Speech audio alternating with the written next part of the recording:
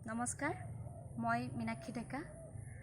আজি বিশেষ এটা কাৰণত আপোনালোকৰ ওচৰত আহিলোঁ। সকলোকে মই মোৰ ফালৰ পৰা মৰম আৰু আন্তৰিক শুভেচ্ছা জ্ঞাপন কৰিছোঁ।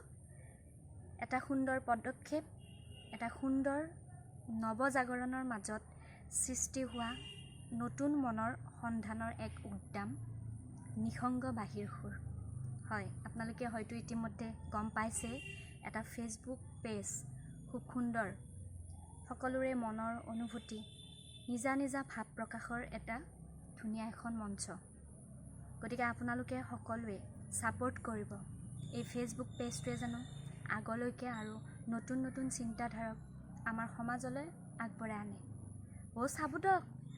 চাব মানে কি, লিখবা লাগিব, থৌগাকৈ কবিতা লিখবা লাগিব, গান লিখবা লাগিব, বঢ়িয়া বঢ়িয়া একদম সংবাদ লিখবা লাগিব। প্ৰেমৰ কথা, লাভৰ কথা চব তাতে আমাৰ প্ৰকাশ পাব। কৰিব দিয়ক। ময়ো লিখবা নাজনিলোঁ, কৰিম বুলি ভাবছোঁ। এটা কবিতা লিখি পেলাই দিম নিসংগ বাহিৰ সুৰত। বহুত ধন্যবাদ।